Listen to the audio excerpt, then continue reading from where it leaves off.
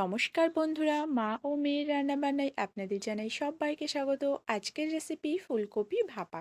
ফুলকপিটাকে কেটে ধুয়ে একটুখানি ভাপিয়ে নিয়েছি। এদিকে শুকনো কড়াইতে পোস্ত কিছুটা টেলে নিলাম। এবার ফুলকপিটাকে একটু ভেজে নিলাম সর্ষের তেলে। পোস্ত আর সর্ষে বেটে নিচ্ছি, 2 রকম সর্ষে নিয়েছি।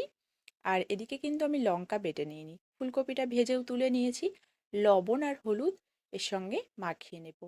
বাটা মশলাটাও দিয়ে দিলাম, কয়েকটা চেরা কাঁচা লঙ্কা দিয়েছি, আর মশলা ধোয়া জলটাও দিয়ে দিলাম, মানে মশলার বাটি ধোয়া জলটা দিয়ে দিলাম।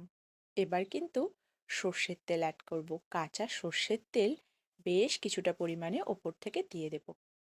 দিয়ে একটু মিলিয়ে নিয়ে এবার গরম জলের মধ্যে 10 থেকে 15 মিনিট ভাপিয়ে নিলেই ফুলকপি ভাপা রেডি। গরম গরম ভাতের সঙ্গে কিন্তু ফুলকপি ভাপা খুব ভালো লাগে।